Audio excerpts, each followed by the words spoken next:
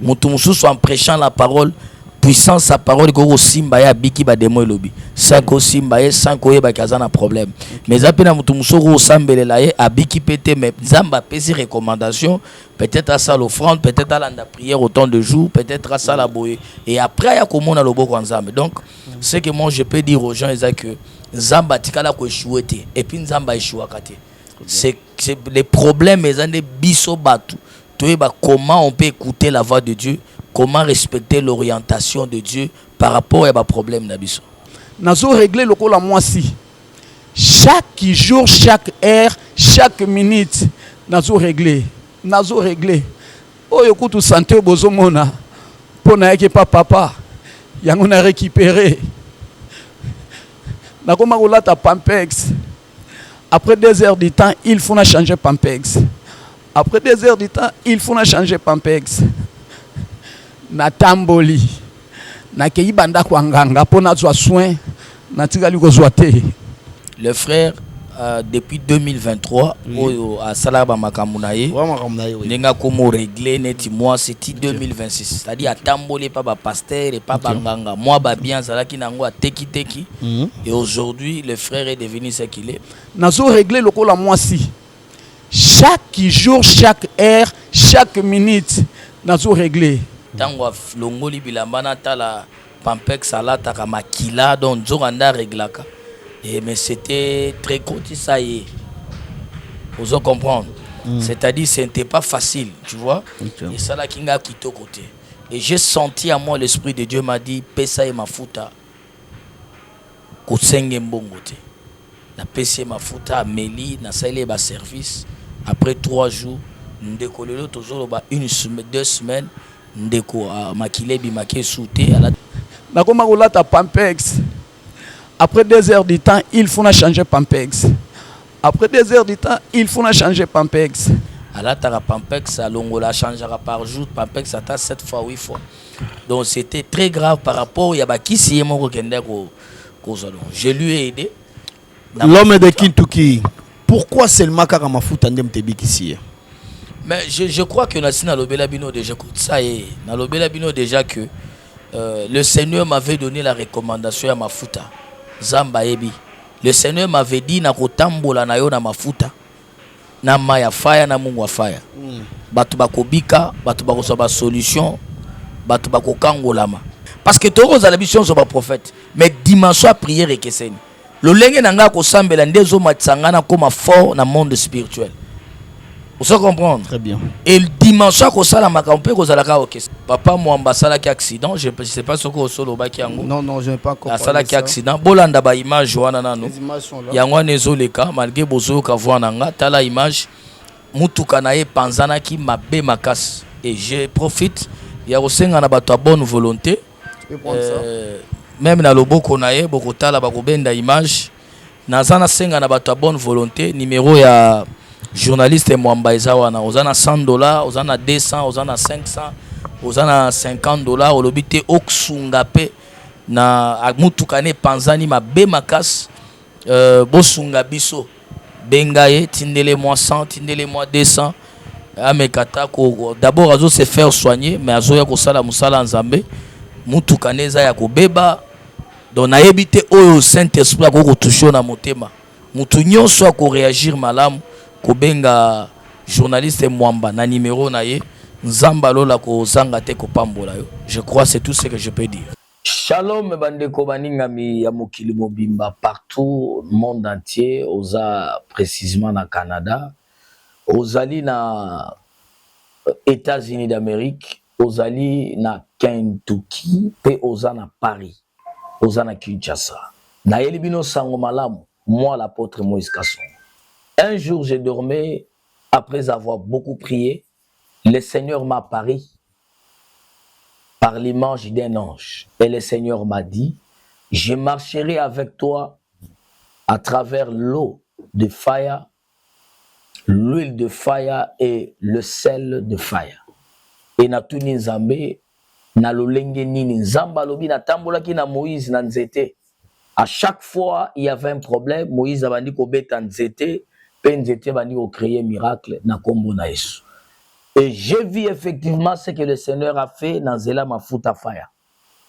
J'ai vu les sidati qui étaient guéris. J'ai vu les prostates, les cancers stériles sortent sur le cancer na mona ebika. Batu bazaki na babu tutu na mababe, batu bazwa ba solution. Dans Zela Mafuta Fire. Dans Zela Maya Fire, la Bible est en train de me dire, au commencement de la création, l'Esprit de Dieu mouvait sur les eaux. Bien aimé, Maï est dans la révélation de la Bible. Dans mon Zela Maï, Bashi Babouakela Bango Boutoutouli, Babé malchance, Baelanga moi Simon quoi ça là 10 ans, avant de rassousuna Batuta, Zolumba solo, solo Mabe Zobime dans autres. Mais tant que Maya Faya Zouaki Yango Soukoli, Ndekwa Bika sang qui a utilisé Bakisi à hôpital. Tout ça peine à Mungwa. Malheureusement, dans un échantillon d'Angwawate, tout ça peine à Mungwa Fire. Nebi Kezana Batu Belé, Bamona ki makabazo mona makambo Mungu ezo sal. Ok, Mungu eza biblique.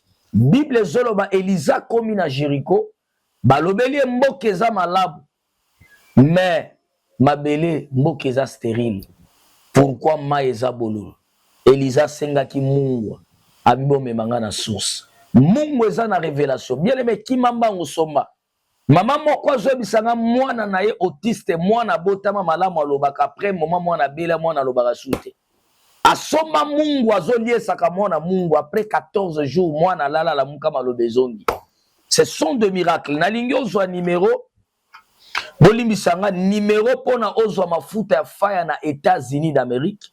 Zwa numéro ya mutu États-Unis. Ezali plus 1 786 487 81 70. On est allé numéro pour na mutu ya États-Unis d'Amérique. Ça dit aux posa ozwa mafuta fire na États-Unis, mungwa ya fire na mai ya fire. Eza déjà d'États-Unis. On peut utiliser numéro na ucho pesa. Nazo annoncer pour na bana ya Paris, ozana Paris, ozana posa ozwa mafuta fire, mai ya fire na mungwa fire, zwa numéro ezali plus 33 652 56 67 16 à la fin. Wane zali pona bandeko na biso ya Paris, ozana Londres, ozana mboka, bamboka nyonso yo yebi, ozana posa ozwa mafuta pe na mai ya fire. Nazo annoncer pona bandeko na biso ya Kentucky, bana nyonso ya Kentucky, baobenga ngo Kentucky, ozana posa ozwa mai ya fire, mungu ya fire pe na mafuta fire parce que ça déjà na Kentucky. Zo numéro na biso ezali plus 1 859 806 23 98. Wane zapo na bandeko nyonso ya Kentucky. C'est-à-dire ozana Kentucky, ozana posa ozwa mai ya fire pe mafuta fire na mungu wa fire eza déjà na Kentucky. Kendo so mango rapidement. Soki osombi mafuta bato bazotekela bino mafuta bakopesa yo orientation te parce que baza basali ya nzambe te eza bango te bato bazwi révélation. Soko osombi mafuta ya fire, osombi mungwa ya fire, benga ngai apôtre Moïse Kasongo yebisanga papa tosombaki mai pe mafuta nasalela yango lolenge nini nakoriente yo lolenge nini okosalela yango. Et après que ça les layango, oko vivre ba témoignage yanzabe. Kimambangu somba mai pe mafuta fire. Tika lola efonga melande konyonso ozobela n'importe quelle maladie qu'on ratete car c'est Dieu qui m'a révélé afin que votre base de solution. Que le Seigneur vous bénisse. Shalom, bien-aimés dans le Seigneur. Shalom, les amoureux de Jésus-Christ, les amoureux de la grande chaîne Moïse Kasongo Télévision, ainsi que ceux qui nous suivent de partout à travers nos différentes chaînes partenaires. Il s'agit de moi, le plus moindre de tous, le vôtre, Nathan Mwamba.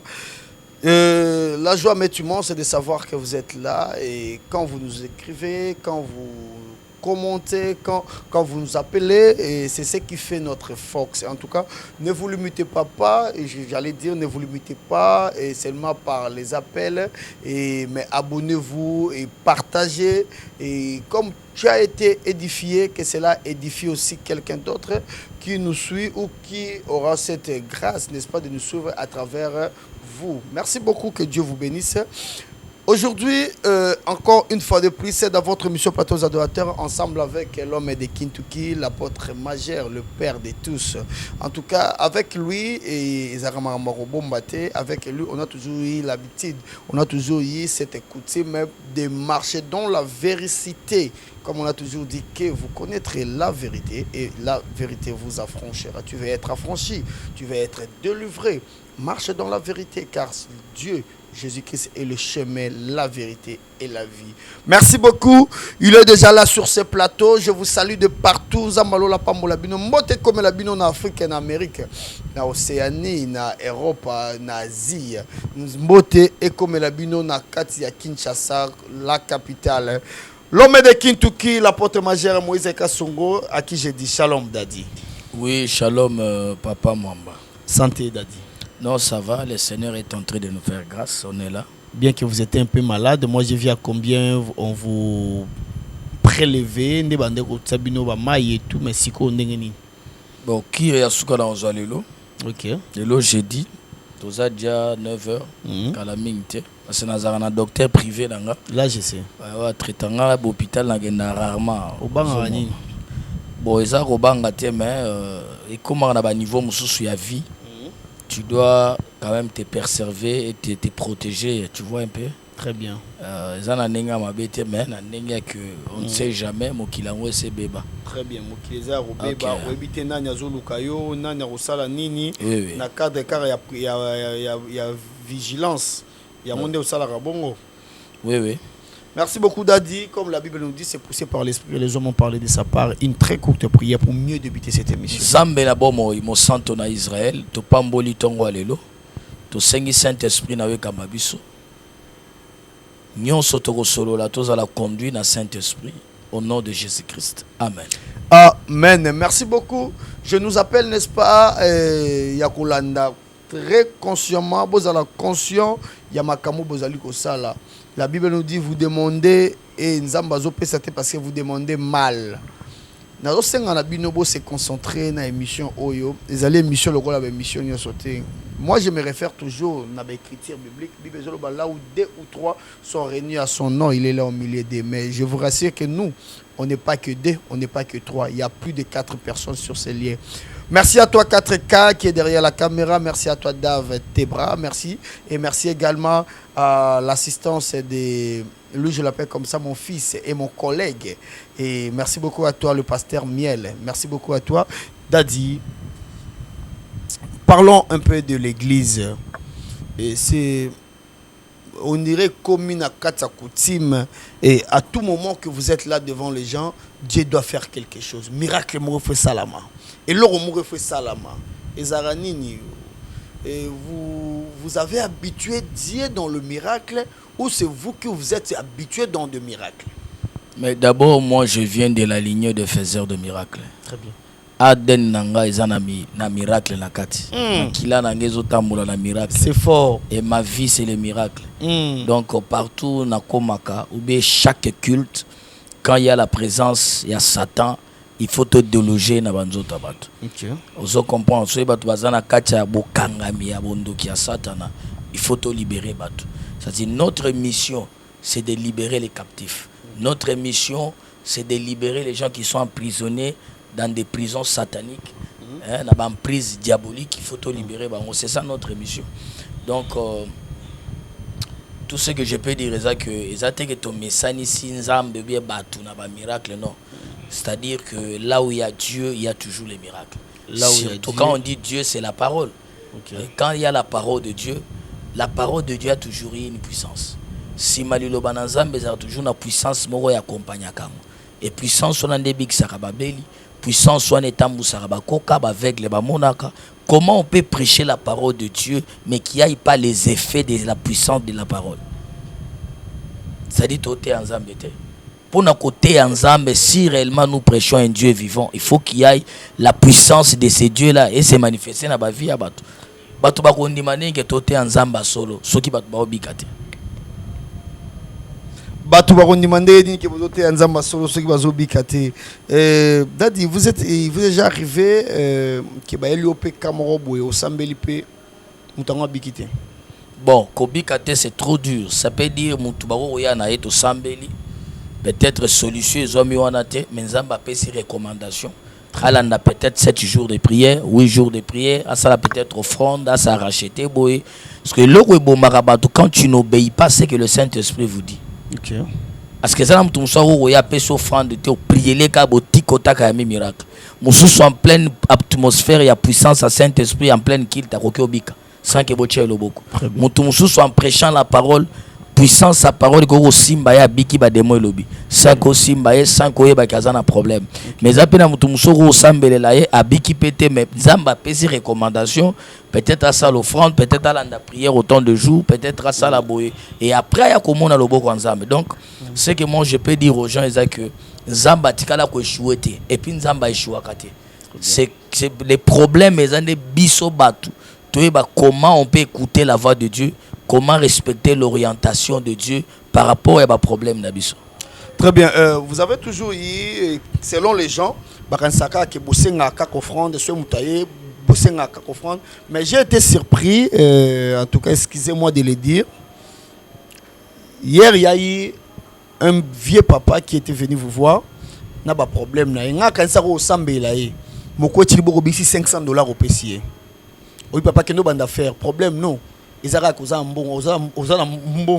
commerce. C'était quoi, Daddy?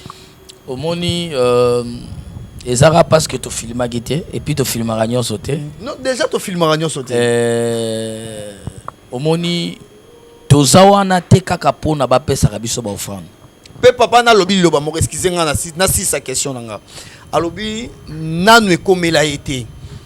Banda ye abanda ko sambela ye kam tapesa d'ailleurs ce qui lui ont rendu pauvre ils a coupé sa soi-disant serviteur de Dieu yango maloba na ye excusez-moi je pèse mes mots c'est ce que j'ai dit vous étiez animé na esprit nini non mais moi je te dis aussi longtemps bino moko o luka no mbongo fa ko somba groupe moko boye ya $7,000 fa ko to ba obakisa mbongo si les autres sont mina non somba mité non écoutez maintenant il y a mon secret bino de boye 500 sinde na lobela kabino chaque fois tango bomona ka to dépensera mbongo to somba bilamba pona borphelin ba veuve c'est là où réside mon secret quand je l'ai fait et Dieu me bénisse.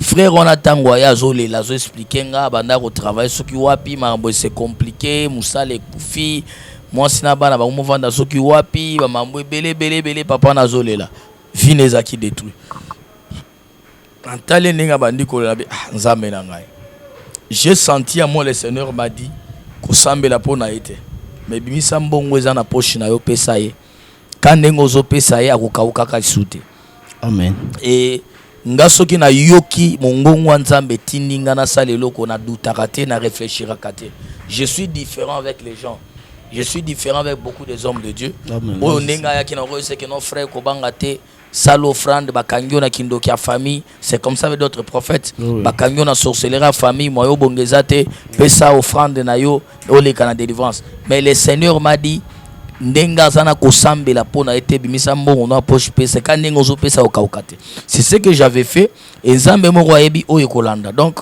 moi j'ai fait du moins ce que le Saint-Esprit m'a dit de faire c'est tout ce que j'ai fait. Merci beaucoup l'homme de Dieu et est-ce qu'on peut s'ouvrir ce témoignage et puis on parle juste pour 2 minutes bien que je vous ai pris un jeudi.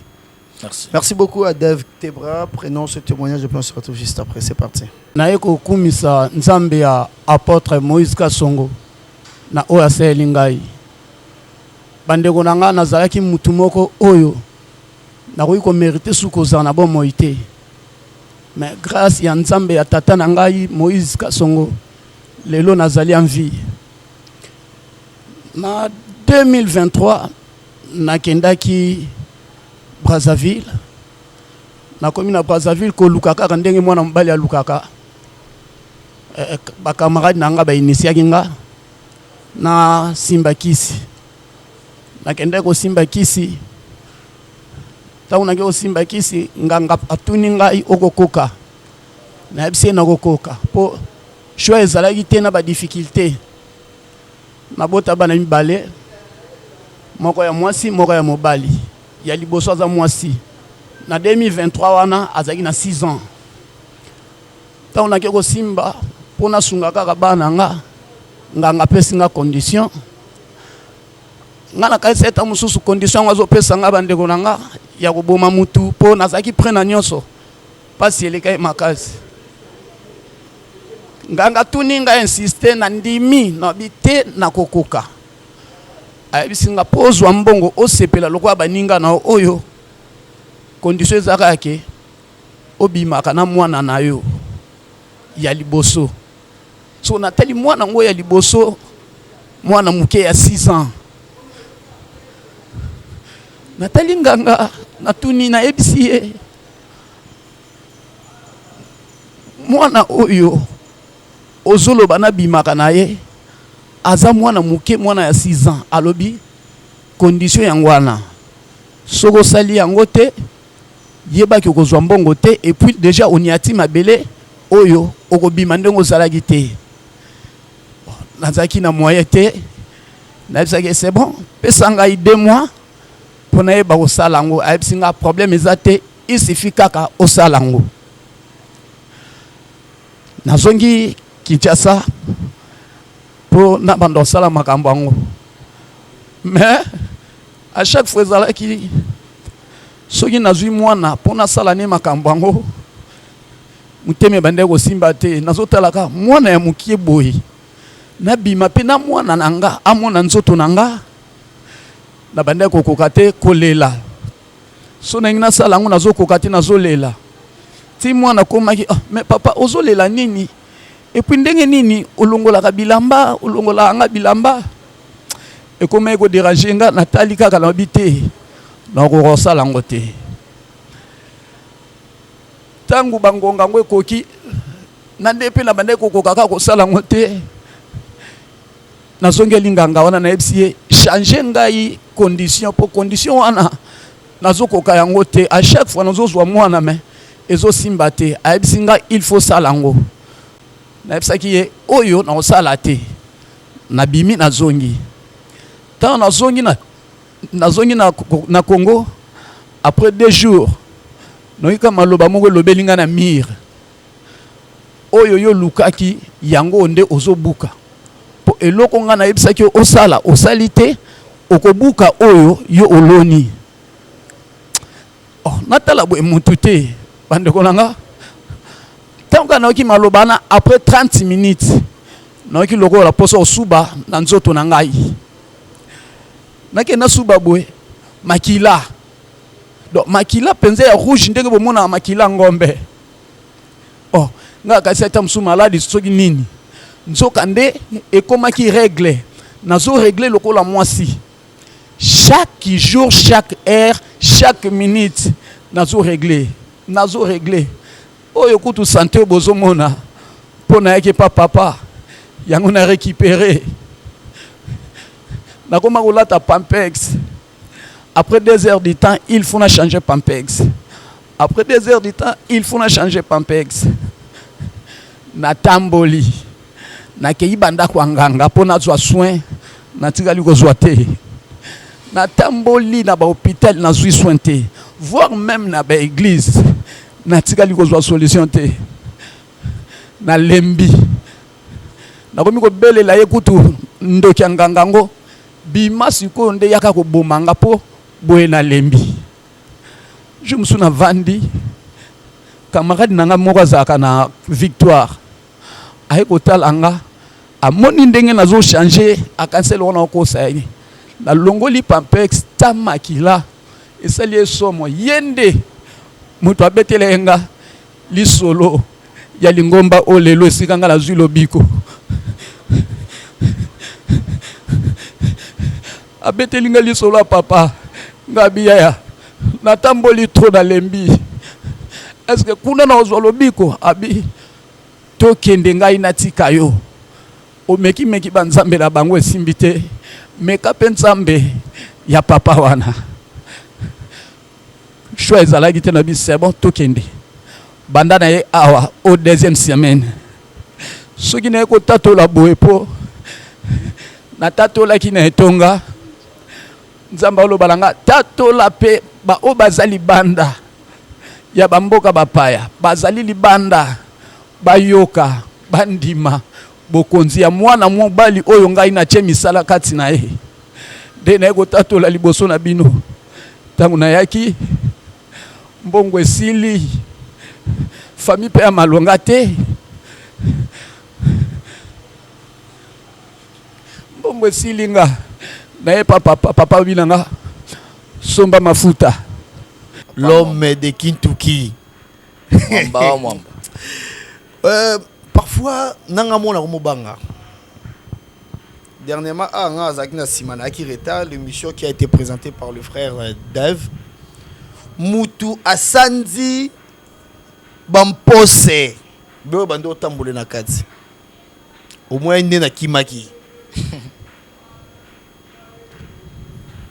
Avec moi il y a déjà une mission oyo kala mingi tezo kota biloko tambola na se mutu abimisi bangolo s'il vous plaît l'homme de Kintuki. Et aujourd'hui il y a ce frère qui vient de témoigner. Il a eu à marcher dans des églises, dans de différentes églises et pas à Banganga et tout. D'abord ma première question. Pona nini papa oyo azaki na mbongo te aye na eloko te premièrement bino mutu bozui mafuta ya ofele bozui bopesiye. C'est pourtant eza réclamation o nzamba pesa que mutu fa ya soma mafuta pour akende ko salela yango. Première question to va na wana. Je pense que que moi je fais souvent les choses comme l'Esprit de Dieu m'envoie de faire. Okay. Le frère depuis 2023 à Salaba Makamunaye nenga komo régler neti moi c'était 2026 c'est-à-dire atambole pas ba pasteur et pas banganga moi ba bien zalaki nango ateki teki et aujourd'hui le frère est devenu ce qu'il est bengelanga docteur azo soigner à kota et aujourd'hui et comme et lorsqu'il est venu il plairait et puis natali etanaye tango longoli bilamba natala pampex salata kama kila donc nzoranda reglaka. Et mais c'était très court, ça y est. Vous en comprendre. C'est-à-dire ce n'était pas facile, tu vois. Okay. Et ça là qui m'a quitté au côté. Et j'ai senti à moi l'Esprit de Dieu m'a dit pesa et ma futa. Kosenge mbongote. Na pesa ma futa Amélie na salé ba service. Après 3 jours, nous décollons toujours une semaine, 2 semaines. Ndeko makile bimake souté à la tarasu pampex OK banda obime chaque règle de 2023 2026 à mon makila chaque jour. Ce monsieur on doit lui prendre encore peut-être moi quelques questions mais kako stipuler biso en tout cas makila yango banda ko bimela wapi to meka ko mais la sexe na sexe on doit régler arabe azo régler na sexe azo régler pe na nenga sima à la tara pampex alongola changera par jour pampex ata 7 fois 8 fois. Donc c'était très grave par rapport à Bakisi et mon je lui ai aidé. L'homme de Kintuki, pourquoi seulement Karamafout andem tebikisi? Mais je crois que Nassina Lobelabino déjà ça et na Lobelabino déjà que le Seigneur m'avait donné la recommandation à Mafuta. Zamba ebi. Le Seigneur m'avait dit na kotambola na yo na mafuta. Na maya fire na mungu fire. Batu bakobika, batu bakosoba solution. Batu bakokangolama ndenga tambolaka na Moïse te kuna s'il vous plaît ndenga tambolaki na Moïse azo utiliser nzete nzete wana chaque fois place ya mai betali nzete na mai ya beti mai ebimi beta na mai efungwama sala bomona que Dieu marchait partout. Moïse abandi kokoma Dieu lui disait toujours d'utiliser quoi les bâtons qu'il avait. Et de même manière que le Seigneur aussi m'avait dit, Natambolane Nanzela Maya Fire, Mafuta Fire, Namungwa Fire. Et aujourd'hui, il y a des témoignages partout au monde entier. Les gens continuent de parler de l'apôtre Moïse Kassongo par rapport à Mafuta Fire. Pour en finir, l'homme de Dieu, cet homme ou ce type a sillonné les églises Banganga. Il n'a pas touché à sa guérison. Et qu'est-ce qui a motivé sa guérison près de vous? d'abord motiver sa guérison. D'abord, il était venu avec la foi. Très bien. À l'andanga na ba télévision, neti batunyon so quand ndenge pe ndé comme ça zo landa biso. Et tant watali ke na tamboli pe mingi, j'ai consulté beaucoup des hommes de Dieu banganga gisi na une solution te. Qu'est-ce que je peux faire? Et à l'obino, si c'est comme ça to lukanzam. Très bien. Et à yépe kokuta na ameka. Parce que ça l'équipe pas prophète ebele. Et tant wakuta na nzamba kima kinkaka. Nzambe ya apôtre Moïse Kasongo. Et les longs de Kwabiki, c'est pourquoi je profite aussi comme ça ndeko. Peut-être aux Amusika. Très bien. Peut-être aux États-Unis, aux la maladie moro, aux tamboli pe na hôpital, aux consulta pe même ba prophète musozo la solution te. Très bien. Kolembate ne te fatigue pas. Appelle l'apôtre Moïse. Soma mafuta fire place bazoteka. Soma ma ya fire, soma mungu wa fire. Benga apôtre Moïse assemble la pona yo. Ko se fatiguer te. Peut-être benga ki mwana apôtre Moïse. Aoza la sambela ki pona yo mais prière et sunga ki on a likamususu mais bikisio na malade wana te. Benga papa, je suis le père. Benga ngai peut-être je peux t'aider. Oza lo benga ki mwana apôtre, lo ah ndenge na benga mwana apôtre, so na bengi papa na eske na kobika bango nyonso ndenge moko. Non, to ndenge moko te mwana tikali mwana, papa tikali papa. Ça dit papa za papa, mwana za mwana. Et ça na bisika mwana wo c'est limité intervention à papa ifoya. Et ça pe na bisika musu mwana kosala musala tisuka. Parce que bazan donc sur papa na bango. C'est ça. Mais tu ne peux pas te limiter. Mwana musu pour consulter à okobika no mais ego peut-être un mois. Mais OK pas musu c'est ego 2 semaines. OK pas papa ego peut-être 2 jours. Soit ticotac. Tout ça dépend de l'onction et la capacité à prier mutozo sale. Parce que toro za la mission sont pas prophète, mais dimension à prière et keseni. Le lenge nanga ko sambela ndezo matsangana comme fort dans le monde spirituel. Vous savez comprendre? Très bien. Et le dimanche ko sala makampe ko zalaka okesana. C'est pourquoi je profite pour dire na bana nzambe nyonso profiter cette grâce boya ebele yo mutoza na Kinshasa église ezana Kasavubu na Sayo.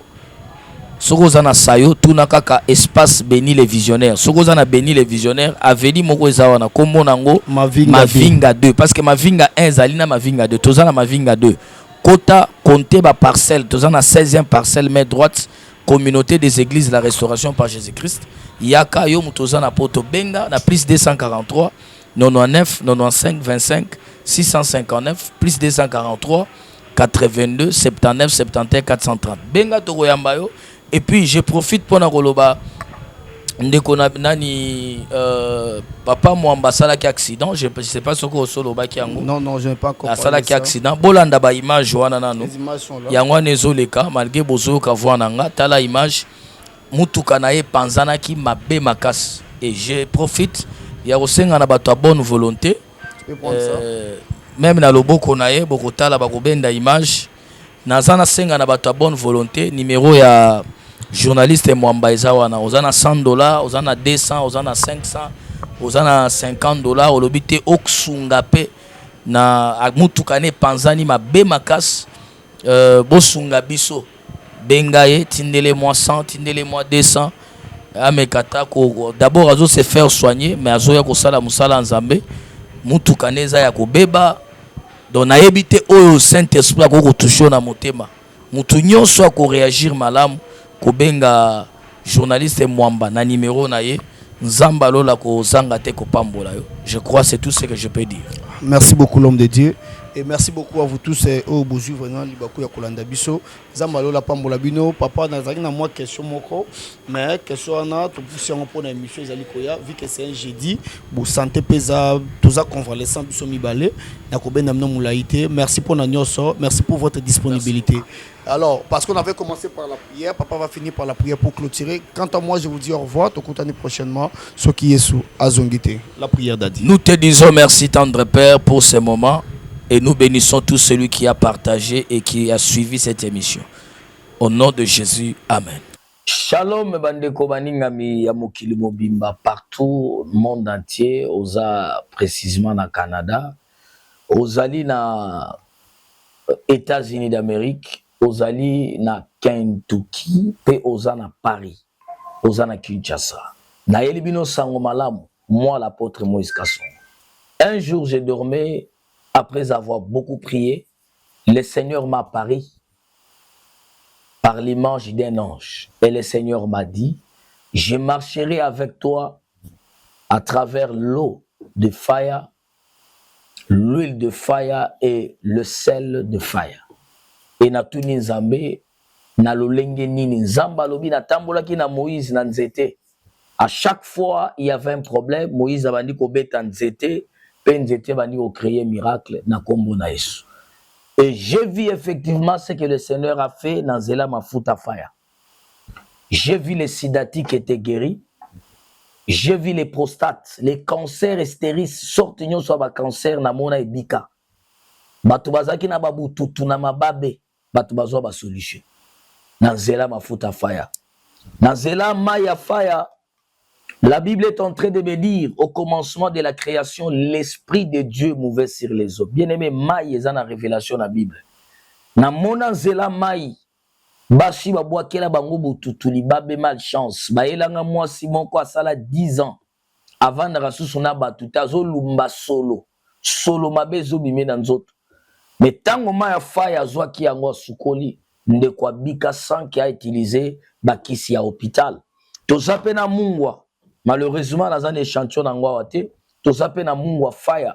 Nebi kezana batu ebele, ba mona ki makabazo mona makambo mungu ezo sala. Ok, mungu eza biblique. Bible zolo ba Elisa komi na Jericho, ba lobeli mboke eza malabu. Mais mabele mboke eza stérile. Pourquoi ma eza bololo? Elisa senga ki mungu abibo memanga na source. Mungu eza na révélation. Bien aimé ki mamba ngosomba.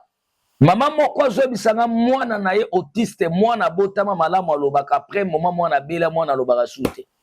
Asoma mungu azoliesaka mwana mungu après 14 jours mwana lala la muka malobezongi.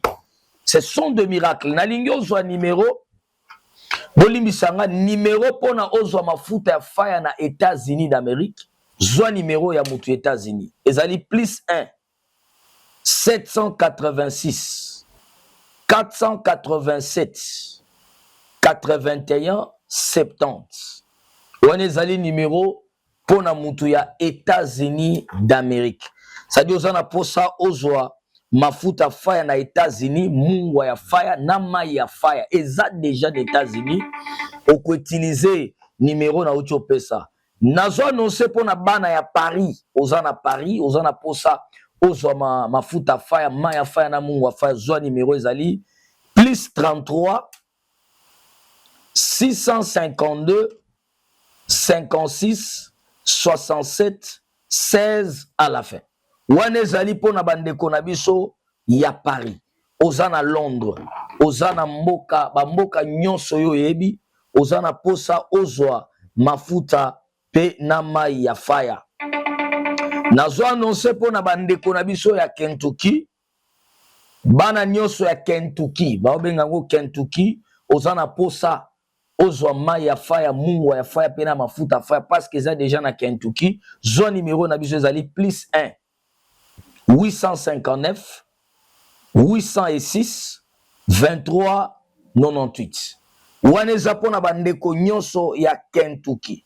C'est-à-dire ozana Kentucky, ozana posa ozwa mai ya fire pe mafuta fire na mungu fire. Eza déjà na Kentucky, kendo sombango rapidement. Soki osombi mafuta, bato bazotekela bino mafuta, bakopesa yo orientation te parce que baza basali ya nzambe te, eza bango te bato bazwi révélation.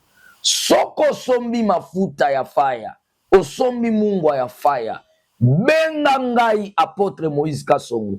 Yebisanga papa, tosombaki mai pe mafuta, nasalela yango lolenge nini. Nakoriente yo lolenge nini okosalela yango. Et après kosalela yango, oko vivre ba témoignage ya nzambe. Kimambangu somba mai pe mafuta fire. Tika lola efongwamela ndeko nyonso ozobela n'importe quelle maladie koratete, car c'est Dieu qui m'a révélé en fait que votre base de solution. Que le Seigneur vous bénisse.